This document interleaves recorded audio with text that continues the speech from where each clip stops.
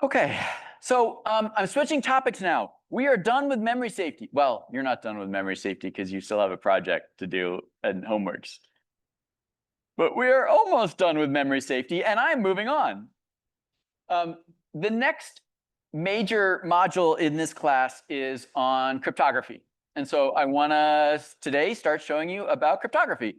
And cryptography is about how we communicate securely when there might be an attacker trying to mess with or eavesdrop on our communications.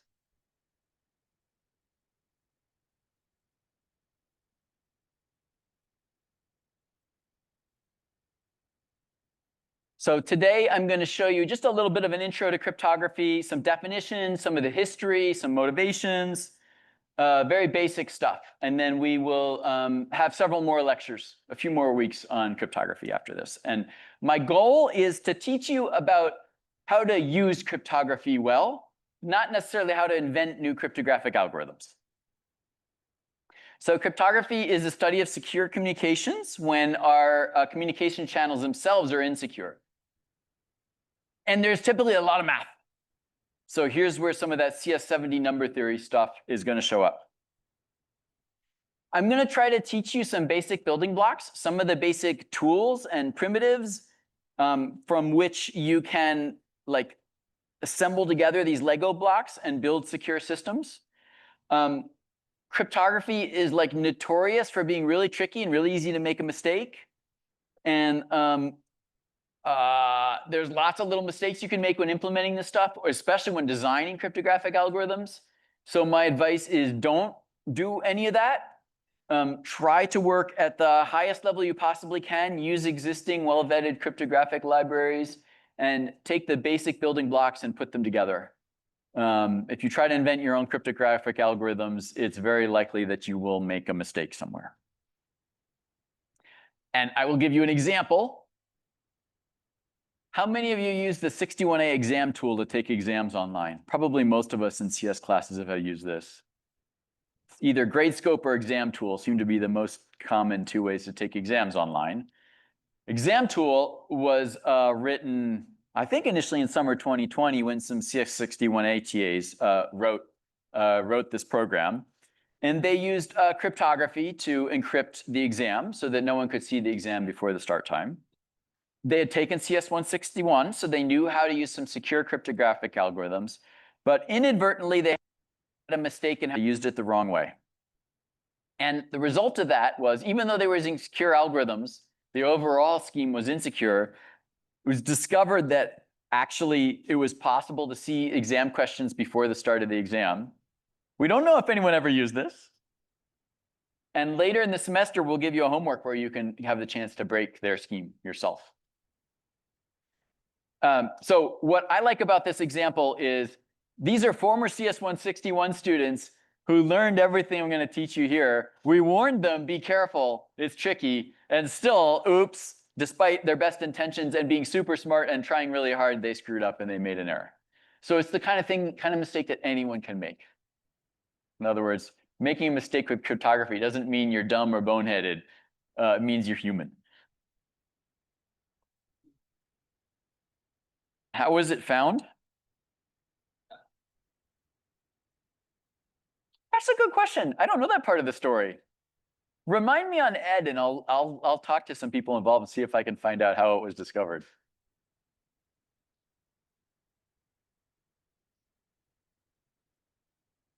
Okay, so we're gonna have some cast of characters here to make it easier to talk about this technical stuff. Usually we want to have two parties or two computers that want to talk to each other, send messages securely, but it gets really boring to talk about computer A and computer B, or the first computer and the second computer. So we're going to give them names. It's standard in the cryptographic world. And Alice and Bob are going to be the two people who want to communicate. Could be two people, could be two computers, but let's just personify them because my mind works better with stories and people. And then Eve is going to be another player. It could be a person, it could be a computer who's malicious and wants to eavesdrop on their communications, wants to observe what messages Alice is sending to Bob or vice versa. And also there may be a malware present. Malware is malicious, will manipulate the data, has ability to modify data that is being sent while it's in transit. And so might try to make modifications to the message that Alice sent so that what Bob receives is not what Alice intended Bob to receive. So the goal of cryptography is we're trying to protect Alice and Bob against Eve and Mallory. A common scenario is Alice wants to send a message to Bob, but there might be an attacker present, Eve, who's going to try to eavesdrop on that message. And Alice wants to send the message confidentially so that Eve can't learn the message. Maybe this is Alice is sending her credit card number. Maybe Alice is sending a confidential tip to a newspaper reporter. And it could be any information that Alice and Bob want to keep confidential. Another scenario that we'll look at is where maybe Bob wants to send a message to Alice, but Mallory is going to tamper with, modify that message while it's in transit. Like maybe Mallory is a malicious router that is modifying the data while it's going through it. And so the goal here is, how does Bob send a message to Alice in a way that Mallory can't change it? So this could be anything that you want to protect against modification. It could be Bob could be sending a message to his stockbroker saying, I want you to buy 10 shares of Tesla stock or whatever.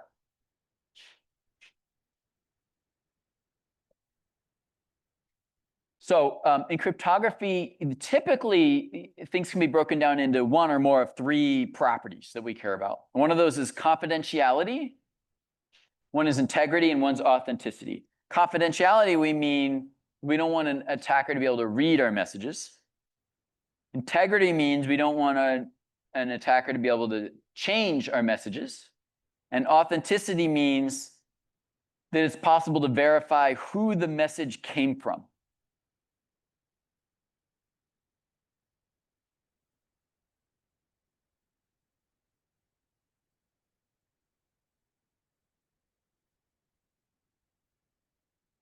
Can anyone give me an example of a kind of message you might want to send where integrity is important, but confidentiality is not important?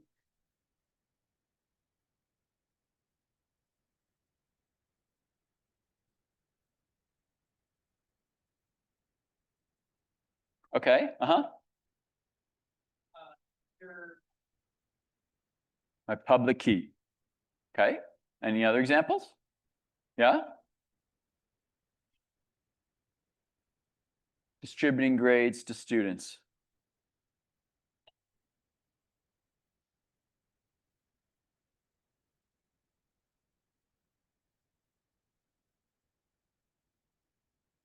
Yeah, back there, yeah.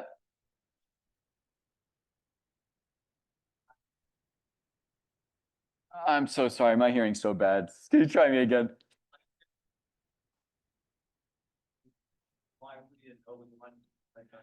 Ooh, that's a nice one. There's an important announcement, like there's an earthquake. Evacuate now, now, now. It's not confidential. I want everyone to know.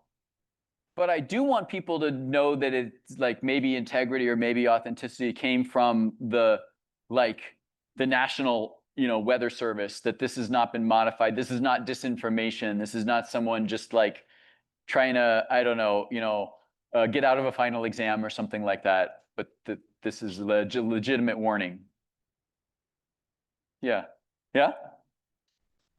A software update. That'd be great. Here's the new version of the Chrome browser. Update your Chrome browser to the following. Not confidential. Anyone can update Chrome browser. Integrity, really important. We want to make sure it's not modified and it's not malware, that it's the legit Chrome browser. Okay, so you might require integrity, or you might require confidentiality. There might be cases where what's important is confidentiality. I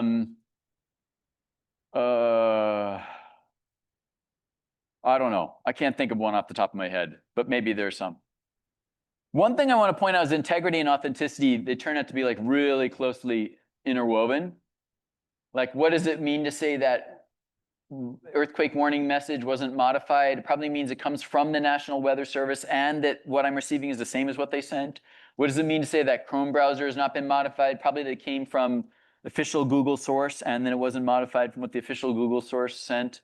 So it's kind of hard, can be challenging to distinguish between those two. And often, a lot of times, we just kind of collapse them together into like, I'm going to have one mechanism that's going to provide both integrity and authenticity together. In cryptography, one of the building blocks we're going to use is a secret key. And we're going to use the key to help us protect the messages. So in encryption, we're going to use the key to scramble up the messages under the control of the key so that they're not readable. And for integrity or authenticity, we're going to use the key to append some kind of a field that allows us to verify that this came from the proper sender and hasn't been modified. And this is like, remember when we talked about Shannon's maxim, avoid security through obscurity at the start of the class? In cryptography, this is known under the name Kerckhoff's principle. It's the same thing. It's the same principle. Assume the attacker knows all the algorithms we're using, knows what code we're using, what version numbers, knows everything about how Alice and Bob operate, except for the key. So the secret key is going to be a value. Maybe it's some secret that Alice picks and she whispers to Bob, and only Alice and Bob know. And it's going to be the secret, the one thing that the attacker doesn't know. So Kerckhoff's principle says, your system should be secure if the attacker knows everything except the key. All the security resides in the secrecy of that key. Don't rely on like attacker's ignorance about what algorithm you're using. Assume the attacker knows what algorithm you're using. The system should still be secure. And moreover, all of that should be concentrated to the key and should be easy to change the key if it gets compromised. If someone learns that key or my machine is hacked or whatever reason, it should be easy for both of us to pick a new key and therefore now recover from any compromise or any like breach of secrecy that might have happened. Okay, so that's going to be kind of like the backdrop here of the assumptions we're going to make when we're analyzing cryptographic schemes. Yep. What does the key do? For confidentiality, we're going to like encrypt the message, which kind of scrambles it up, modifies it, and the key controls how that modification is done. And in a way that it's only possible to recover the original message if you know the key.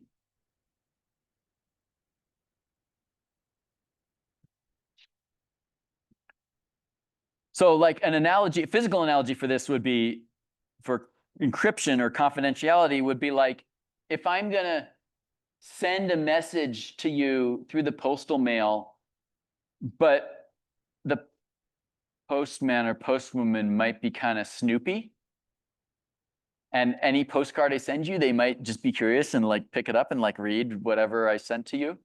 Well, that's interesting. Had a good time in Hawaii. Okay, good to know. So if we might want to protect against this, curious postman, what we could do is I write my postcard. This is crazy, but I could put it in a box, lock it up with a lock that only you and I know the combination to.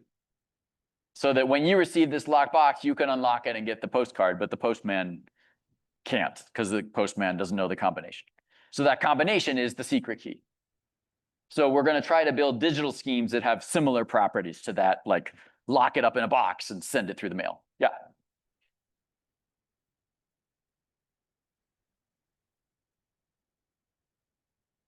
Yeah, could E brute force the key and try to figure out the key? If you have a combination lock and it's only 2 digits and there's 0 through 9, then an attacker could just try all the 100 possible combinations. So that's not a very secure combination lock.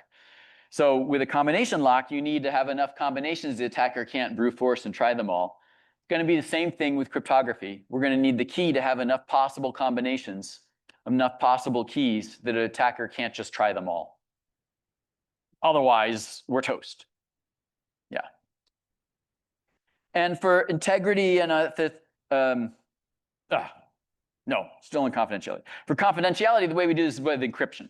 So we're going to come up with some like digital version of this, a digital algorithm that takes a message, just some bits, and takes a key that's some bits, and computes an encrypted message, just like a scrambled version of the bits, in a way so that if you know the key, you can get back the message, but if you don't know the key, you can't get it back.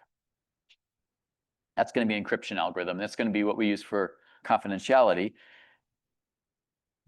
And some terminology, the message, we usually call plain text. That's the meaningful message. And then after it's been scrambled or encrypted, it's called ciphertext. That ciphertext is something that should be meaningless to anyone unless they have the key. For integrity and authenticity, you can think of it as something similar. It'd be like putting a wax seal on the message. That like I have a special wax seal. I don't know. Maybe I put it in an envelope, put the message in an envelope, and then I take I melt some wax over the flap, and then I stamp my seal into the wax, and I let it cool. And now anyone who tries to open up the envelope when you receive this, you'll be able to tell that the envelope's been teared open or the seal has been broken or whatever. So you can check whether or not anyone might have tampered with the message inside the envelope. That's how people used to verify authenticity several hundred years ago. So we're going to try to invent some digital analog of that. And the digital analog of that will be called, like a message authentication code. The way this works is we have a message, and then we compute with some algorithm. There's going to be some algorithm that computes what's called a tag as a function of the message and the key. You can kind of think of this as like a checksum of the message, but it depends on both the message and the key. And the recipient who has the key can recompute, take the message and the key and recompute what the tag should be and check that it all verifies out, that the checksum is valid, basically. And the cryptographic security property this gives is that someone who doesn't know the key, who tries to modify the message, won't be able to compute what kind of modification they need to make to the tag so that all the checks will go through. So if the attacker modifies the message, the tag won't match. The recipient will detect this message has been tampered with and can ignore it. I haven't told you how to build such an algorithm, but that's what we're going to try for. Yeah. How do we send the keys? Oh my gosh. For the first part of this module, I'm going to not answer that question, which is really unhelpful. I'm going to assume that Alice and Bob have gotten together in person once, and they're like, I think we might want to communicate securely in the future. Let's pick a random key. I'll remember it, you remember it, or I'll jot it down, you jot it down. Don't tell anyone that key, and then that's the key they'll use for all their future communications. You can tell from the way I'm telling this story, this is completely impractical. There used to be people who did key signing parties where they would get together and exchange keys so they could send encrypted email, and man, such a geeky thing. And there's no way, that's not realistic. When I want to send an email to my aunt, I'm not going to be like, oh shoot, a year ago I should have gotten together with her and picked a key. No. But to keep life simple, I'm going to start by assuming that both Alice and Bob have somehow in advance agreed on a secret key, even though that's not very realistic. And then I'll come back to that problem and we'll talk about some methods we can use to make it more realistic. And the answer to that is going to be, just foreshadowing, it's going to be public key encryption. It's going to provide a solution to that problem.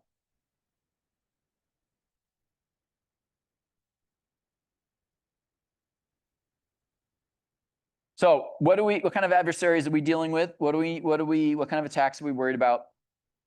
Well, we might have, as we discussed before, we might have Eve, an eavesdropper, who's trying to observe messages that are sent. There might be Mallory, who's modifying messages that are sent. For encryption, we often think about sophisticated attackers that can do even more than that.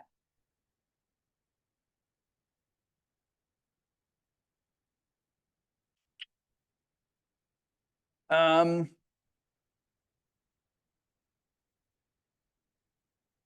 me tell you a story. In World War II, the Allies were fighting the Japanese in these various islands. And the Allied code breakers, the Japanese military was communicating using encrypted communications. And the Allies had partly managed to figure out how to decrypt some of it. But there were some code words they could see repeating multiple times, but they weren't sure what they corresponded to. And they had this one code word that they thought, they had this idea was probably some location, like one of the islands, but they weren't quite sure which one it was. They knew who a few Japanese spies were, so they leaked to some of the Japanese spies that the American troops near Midway were running low on water, and like had a desperate call out like back to their headquarters to be resupplied with water because they were running low.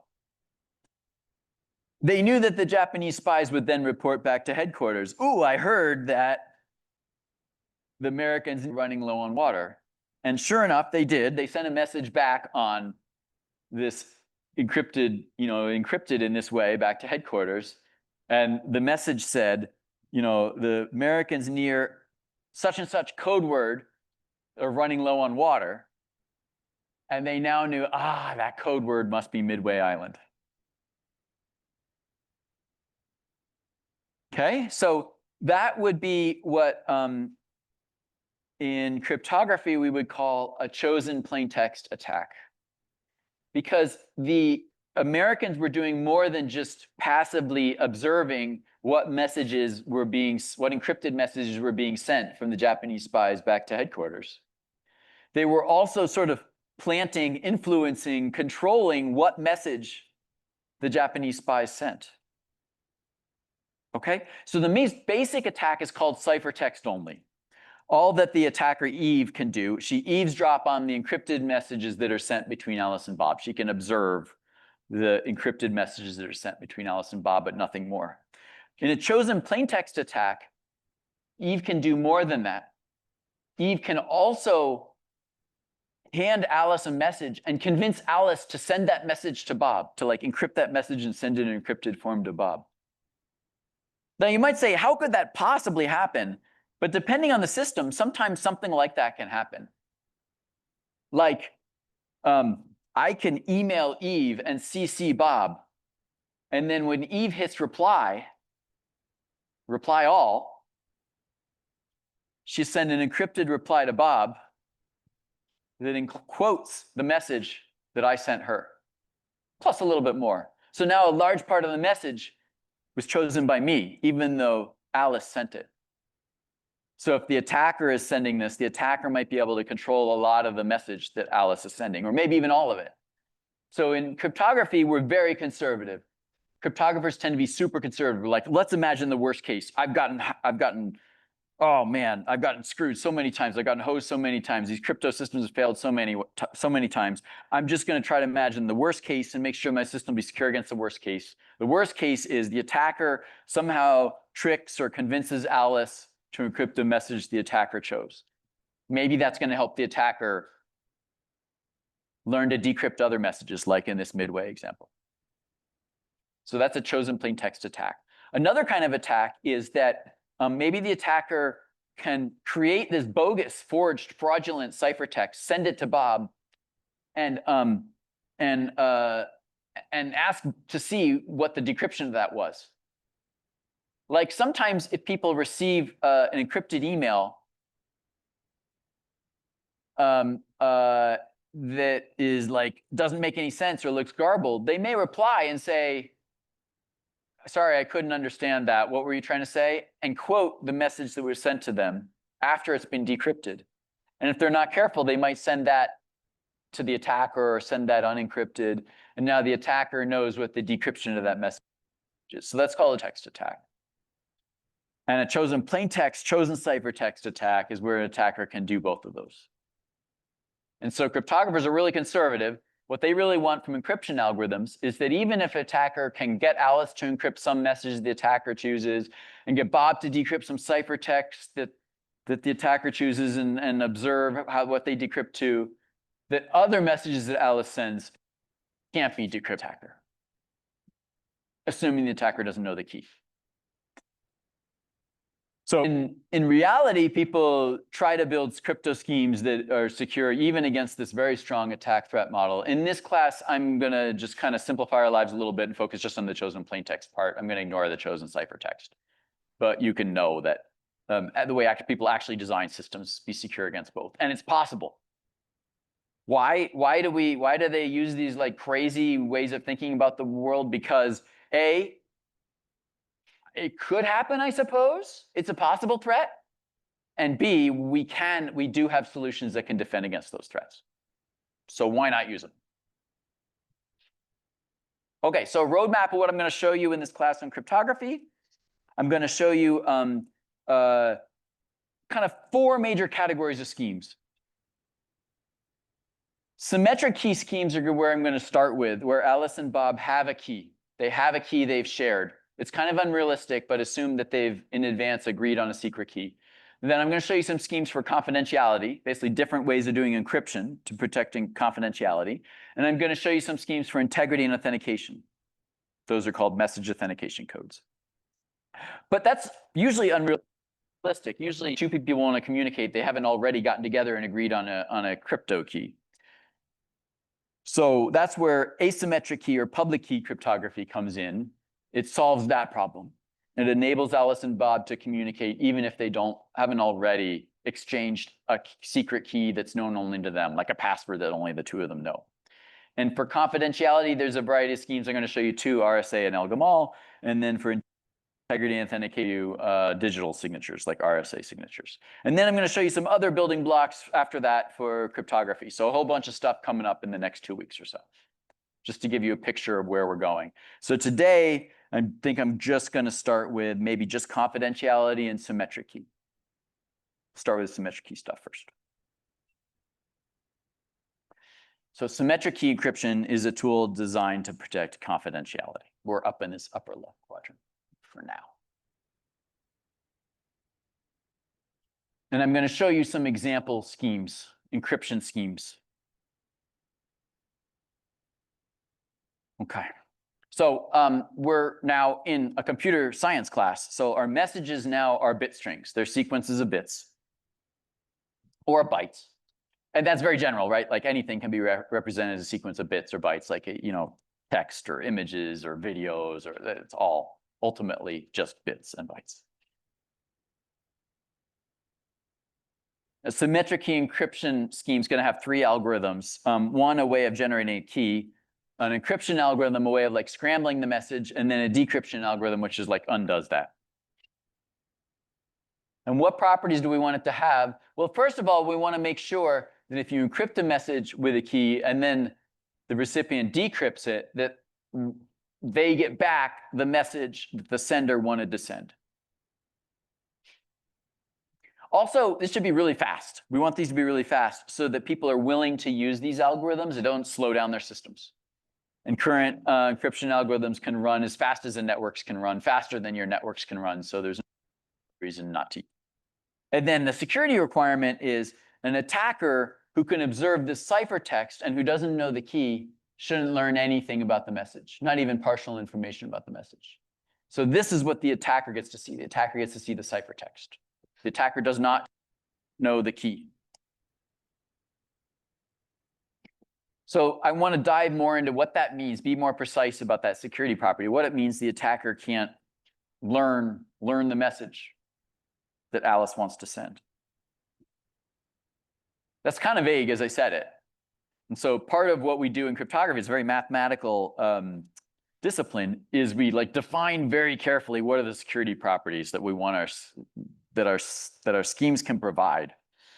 So I got to be more precise about what I mean by that. What's okay and what's not okay to happen. So what if Eve, the attacker Eve, can read or observe or infer the first half of Alice's message, but not the second half? The answer is we're going to say no good. We're not happy if that happens. That would be an insecure encryption algorithm.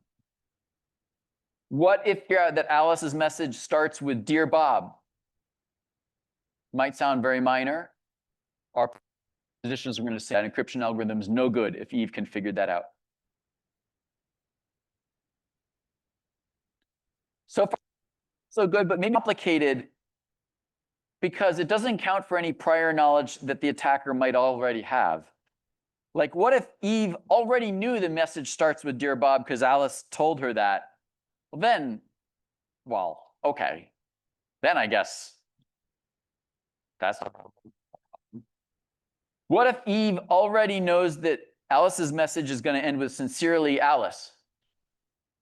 We want to make sure that that knowledge doesn't help the attacker learn anything else about the message. So if the attacker knows part of the message that Alice is sending, the attacker shouldn't be able to leverage that to infer something about the rest of the message, like decrypt the rest of the message somehow. For instance, when the Allies attacked German encryption, one fact they used was that many messages the Germans exchanged started with "Heil Hitler." And they were able to use that to like figure out what the rest of the, in some cases, what the rest of the message decoded to. You could think of it in a very simple way of like, oh, there's a bunch of H's, so maybe you learn something about what H's encrypt to. You know, usually more complicated than that. Another example would be if if Eve knows that Alice's message is one of two possibilities. It's either buy or sell. That's the only two things it could be.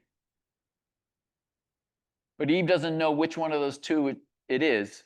The encryption, seeing the ciphertext should not help Eve learn which of those two it was. So even if Eve starts with a lot of prior knowledge, Eve shouldn't be able to gain any more knowledge by looking at the ciphertext. That's still pretty murky. So cryptographers make this precise with a mathematical definition.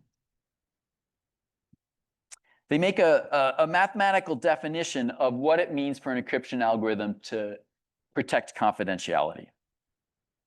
And they do that with a game. They have a hypothetical game that they imagine being played between Alice and Eve. And they like explore who can win that game. And depending on who can win that game, that determines whether we call the encryption algorithm secure or not secure. So I want to motivate that. I have three little tchotchkes here. You probably can't see them, but two are black and one is red. And I want you to imagine that I am just randomly putting them in my hands, each one randomly placed into one of my hands. And I want you to guess which hand has more tchotchkes, has a majority of the three tchotchkes. Who's left? Your left? Your left is that one, right?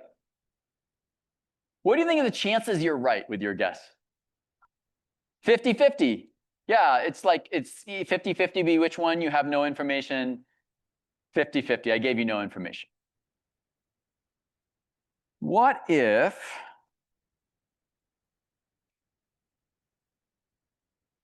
I showed you what was in this? That in this one, there's one black one. Now what would you guess? What are the chances you're right? 100%. So that would be an example of you gained some knowledge. I showed you and you gained some information or some knowledge. Knowing that there's a black one in this one and nothing more, well, there's a total of 3. So there must be 2 in here, so there must be more in this one. So this is kind of an example of when do you learn some additional information? When did you learn additional information? If something you learned changed the probability that this was from 50% to something lower or something higher. If that probability changed, then you gain some information. Let's do it again. Let me do another example.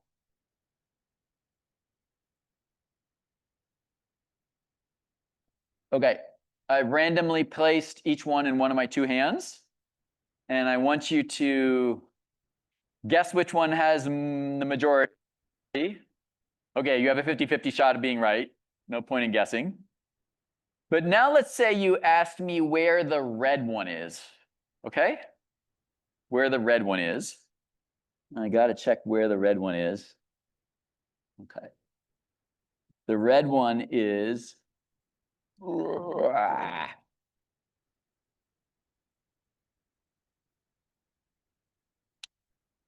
The red one was in this hand. But I'm not showing you where any of the other ones are. I placed each one randomly into one of my two hands. You asked where the red one was, and I said the red one was in this one. Now which hand do you think has the majority? What would you guess has the majority?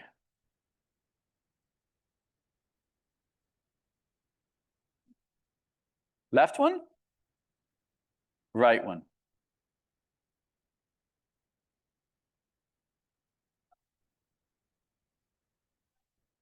Right one? How many say left one? How many say right one?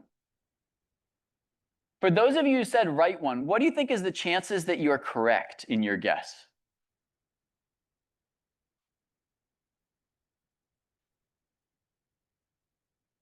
Let's assume that I picked each one I just randomly placed into one of my two hands. I wasn't trying to fool you or anything. Yeah? 75%? How come? It's only wrong if both of the other two are in this hand. Each one has a 50-50 chance of what hand to be in, so there's like 1 in 4 chance. Both of them. So before I showed you where the red one was, you would have said 50% chance that my right hand had the majority. But after I showed you that the right one had the red one, if you asked me where the red one was and I showed you it was in the right hand, then now maybe you should say there's a 75% chance that the right one had the majority starting off. And you're not guaranteed to be right, but your probability of guessing correctly went up from 50% to 75%. So that's an example where you gained some information. Me telling you where the red one was gave you information, partial information about which was the majority. Okay? So that's going to be our definition of when you've gained knowledge or when you've gained information. If I tell you something and your estimate of the probability distribution for the message changes, like from 50-50 to 75-25%, then what I told you gave you information about the message. And if I tell you something, like it's really hot out, and your estimate of the probability distribution for the message or for which hand has the majority doesn't change, then I didn't give you any new information. Okay? So we're now going to use that to formalize security for an encryption algorithm. The idea of security for an encryption algorithm is if an adversary gets to observe the ciphertext and then try to figure out whatever inferences they can make from observing the ciphertext, and that doesn't change their estimate of the probability distribution of what the message could be, then they gain no new information and the encryption algorithm is secure. But if it does change their estimate of the probability distribution, then they've learned something new. That ciphertext gave them new information. They were able to infer something from the ciphertext. That's what we want to avoid. Okay? So to formalize this, we're going to make this very formal theoretical game where we imagine Eve, the attacker. This is a two-player game. In this game, Eve can choose two messages of the same length, but that's a minor detail. She can choose any two messages she wants, M0 and M1. They have to be two different messages. Alice is going to flip a coin, 50-50, and randomly pick one of those two messages and encrypt the one that she picked and send Eve the ciphertext. Okay, so the two messages that Eve picked might be buy and sell, maybe, or love and hate. Alice randomly picks one of those two messages, encrypts it with the encryption algorithm, gives the ciphertext to Eve. Eve doesn't know the key, but she now sees the ciphertext. She can make whatever inferences she wants. Eve now tries to guess which of those two messages Alice encrypted. Did Alice encrypt buy or sell? If Eve can guess with probability better than 50% of being correct, then Eve has learned some partial information about those messages. It's not a secure encryption algorithm.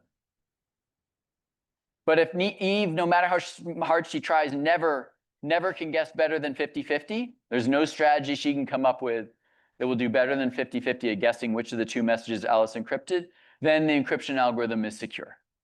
Eve has learned nothing about the message. So this gives Eve a lot of power. If there's some special types of messages that the encryption algorithm doesn't protect very well, Eve can choose her two messages to be of that special type. Or if it really helps to have the messages be different in some way, like AAA versus XYZ, then she can choose the messages that way. She can choose whatever messages she wants to hopefully try to help her in her goals. All right, so it's kind of weird, but it turns out that this is a very strong property for an encryption algorithm to satisfy. And if it satisfies this property, then it's going to provide security against eavesdroppers, against chosen plaintext attacks. Means that Eve is learning nothing from observing the ciphertext about what message Alice wanted to send. Now, in a chosen plaintext version of this game, we bump up the game even more, and we allow Eve to request the encryption of certain messages and see how certain messages that Eve has picked get encrypted. And then pick two messages and ask Alice to encrypt one of the two. Eve can even pick some more messages and ask for the encryption of them. And then after all that's done, Eve has to guess which of those two messages Alice encrypted. And a secure encryption algorithm should prevent Eve from being able to guess with better than 50% chance. So let's take some examples. Let's take some examples. Here's an example. The Caesar cipher. This is like historically ancient method of encryption. Supposedly was used by Julius Caesar over 2,000 years ago. And the idea is you treat each messages that can be letters only, A to Z, and you treat each letter A to Z as a number between 0 to 25, and your key is another number between 0 to 25. And to encrypt, you add the message number and the key number modulo 26, and you convert that back to a letter. Okay? So if my key is 3, then D, encrypting the letter D, moves forward 3 places, becomes G. And O moves forward 3 places, becomes R. And G moves forward 3 places, becomes J. So the ciphertext would be GRJ. And then to decrypt, the recipient can move every letter back 3 places, assuming they know the key. In this case, the key is 3. Do you think this is a secure encryption algorithm or a not secure encryption algorithm? Not secure. Why not? Yeah?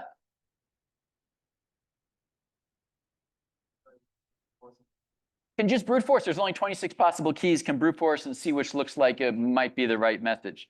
So for instance, if you have the ciphertext here, you can try all 26 keys, decrypt it under all 26 keys, look at the resulting 26 decryptions, and I see one of them looks like, oh, okay, there's some meaningful looking text, Hail Caesar, that's probably the one. So totally insecure scheme. This is insecure against ciphertext only attack. Not a good scheme. So this illustrates the number of keys has to be so large that an attacker can't possibly try them all. So typically we choose a key, so there might be like, I don't know, 2 to 128 possible keys. It's not possible to try all of them. Another attack on this cipher. Another attack, I mean, that's already completely broken. But just to illustrate some of these other types of attacks I told you about, a chosen plaintext attack on this cipher might be Eve could ask Alice to encrypt the message AAA and then observe the ciphertext. If Eve can do that and observe the ciphertext, in this case, the ciphertext will be, I don't know, let's say it's CCC, then it's very easy to work out from A to C was 2 positions, so the key must have been 2, so therefore it can decrypt all other messages. So this is totally insecure under chosen plaintext attack. Here's a better attempt at a cipher.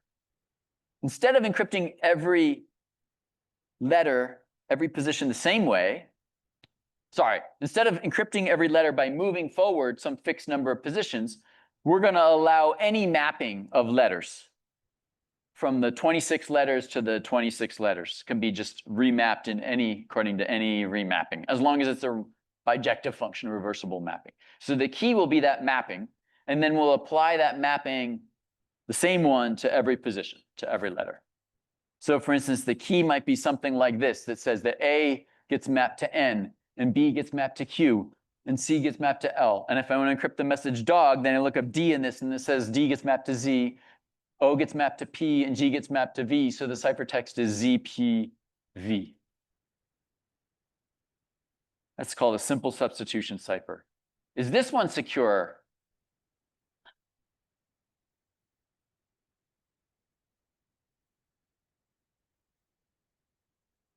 Yeah. No. Excellent. Do you want to give any intuition? Why not?